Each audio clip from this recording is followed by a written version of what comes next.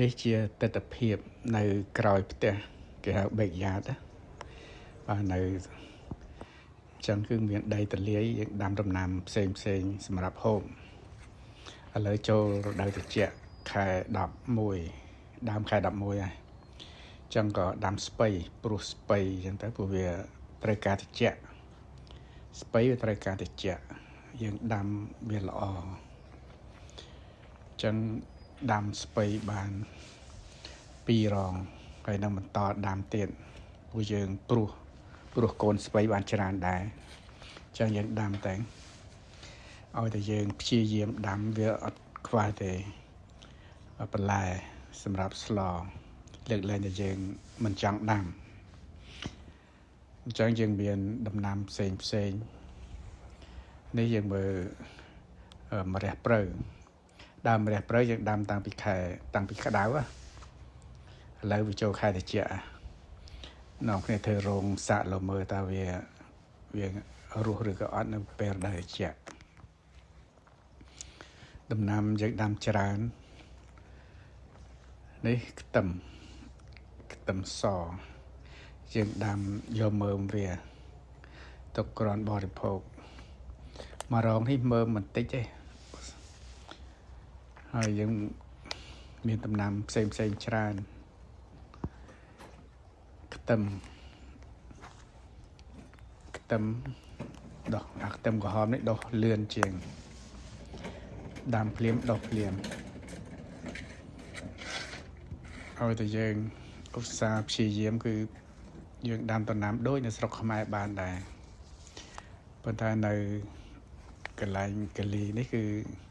អត់ដូចកន្លែងរដ្ឋផ្សេងទេប៉ុន្តែកន្លែងរដ្ឋ Florida គឺដូចស្រុកខ្មែរអញ្ចឹងគេដាំបានផ្លែគ្រប់សពដូចគ្នានឹងស្រុកខ្មែរវាក្តៅប៉ុន្តែនៅកាលីគឺយើងដាំបានរដូវក្តៅរដូវត្រជាក់វាងាប់ចឹងតឡាចបងប្អូនមើលតឡាចផ្លែហូបមិនអស់ទេមកគ្រួសារយើងចេះតែដាំទៅហើយមានបងប្អូនញាតិជិតខាងខ្មែរយើងមកលេងហ្នឹងគាត់នាំគ្នាបេះនេះកូនស្ពៃព្រោះវាដុះឡើងច្រើនចឹងថ្ងៃនេះយើងដាំប្រហែលជាបន្តដាំម្ដងទៀតកូនស្ពៃដាំមិនអស់ទេដាំច្រើនពេកក៏ហូបអត់អស់ដែរព្រោះទីធ្លានៅក្រៅផ្ទះហ្នឹងវាធំដែរចឹងមានដាំតាំងពីននងតឡាចលពៅយើងបេះអស់ហើយវាចូលខែត្រជាក់ហើយយើងដាំតាំងពីដើមខែក្តៅផ្លែធំនេះនៅសល់តឡាចននងផ្លែបានល្អឲ្យយើងស្រោចទឹកវាទៅវាដុះអញ្ចឹងនៅនេះយើងដាំបានដំណាំច្រើននៅក្រៅផ្ទះមានម្រះព្រៅ2រងហូបអត់អស់ទេ2រងផ្កាច្រើនប៉ុន្តែកាត់ផ្កាវាចោលឲ្យវាលាស់ស្លឹកទៀតហើយយើងដាំបានច្រើនអញ្ចឹងយើងកាត់វាយកទៅស្រោះវាទៅគេទុកកកសម្រាប់ញ៉ាំនៅរដូវត្រជាក់គឺអត់មានទេវាថ្លៃចឹងដំណាំដែលយើងដាំជុំវិញផ្ទះហ្នឹងយើងកាត់ទុកសម្រាប់ខែត្រជាក់ត្រប់ញងហើយដើមសម្បួរមាសដើមកធំថេតមួយដើមហើយនៅគៀនផ្ទះយើងដាំបន្លែននងហូបអត់តាន់ផ្លែច្រើនមានតាំងពីស្លឹកគ្រៃ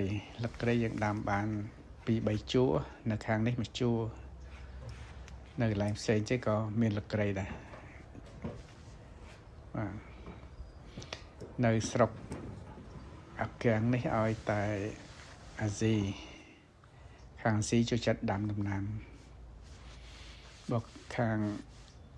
មិនជាខានឬក៏អីគេអត់ដាំផ្សេងគេអត់ដាំទេព្រោះហ្នឹងខាងអីអំណើដាំនៅស្មៅប៉ុន្តែយើងអត់ទេអាស៊ីយើងដាំភាគច្រើនគឺដាំដំណាំបន្លែនេះផ្លែទ្របពុតញងតាំងពីត្រប់បាទនេះគឺស្នោបេះផ្កាអស់ហើយនៅដើមធ្វើទឹកគ្រឿងហើយផ្លែពេញប៉ោះក៏បេះអស់ដែរចូលរដូវត្រជាក់ហើយនៅសល់ខ្លះហើយនៅគៀនលបងហ្នឹងយើងដាំបន្លែច្រើនចេះតែដាក់ដាំទៅបងប្អូនមើលនេះស្លឹកបាសលាស់ខ្ចីល្អមានទាំងពីដើមដំឡូងឈាមមាន់ចូលដាក់ជុំគ្នាមានកម្ដៅមកត្រួយបាសស្លឹកល្អឡើងខ្ចីរហូតមកស្លឹកបាសនៅអាមេរិកក៏មានដែរស្លឹកបាសហើយខាងក្រៅនេះត្រប់ស្រួយហ្នឹងហូបមិនអស់ទេត្រប់ស្រួយឡើងទុំឡើងចូលខែត្រជាក់ហើយមិនដឹងថាវារស់ឬក៏យ៉ាងម៉េចចាំមើលហើយស្លឹកគ្រៃខាងនេះក៏មានស្លឹកគ្រៃហើយគៀនរបស់នោះយើងដាំផ្លែប៉ោមផ្លែនីតារីនទំដាំបាន7 ឆ្នាំផ្លែប៉ោមផ្លែcherryដើម cherry នេះកូនក្រូចឆ្មាដើមក្តាតហើយនេះ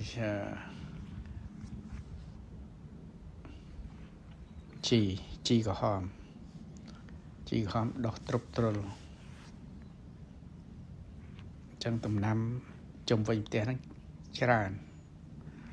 បាទផ្លែប៉ោមនេះឆ្ងាញ់ណាផ្លែប៉ោមបេះអស់ហើយនៅមួយដើមប៉ោមទូចតែដើមហ្នឹងឯងផ្លែហើយនេះក៏មានលឹកគ្រៃដែរបាទលឹកគ្រៃហើយដើមចម្ប៉ាមកដើមខំអត់សូវល្អផ្កាចម្ប៉ានេះគឺយើងធ្វើរោងវាទុកក្របបន្លែមានដើមស្អំដើមកតុយកពើដល់នៅក្នុងនេះគឺមានដើមស្អំ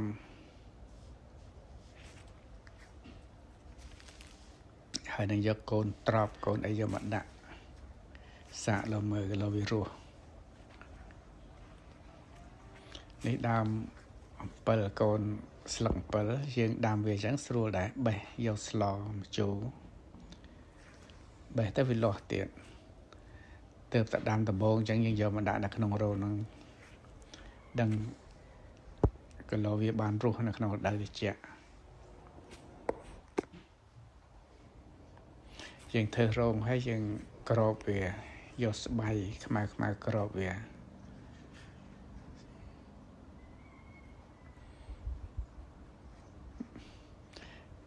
ព្រោះនៅស្រុកនេះវាមិនដូចនៅស្រុកយើងស្រុកខ្មែរយើងវាដាំអីក៏ដុះដាំអីក៏បានដែរនៅនេះវាត្រជាក់ធាតុអាកាសអញ្ចឹងក៏ដាំស្រូវបានមកគុំនៅស្រូវទុំអស់ហើយអត់មានអីដាល់មកអញ្ចឹងស្រូវទុំឡើងក្រហមមានតាំងពីស្រូវនេះតកួនបាទតកួនហូបតែមកគ្រួសារហូបអស់មានតាំងពីអំពៅដើមអំពៅមកគុំហើយខ្ទឹមចឹងនៅជុំវិញផ្ទះហ្នឹងมันខ្វះហូបទេម្ទេសបងប្អូនមើលម្ទេសផ្លែ ดำตะดะพายนักพลายมันเตะนี่ฮัลละเวงนึงปนตาฮัลหรอ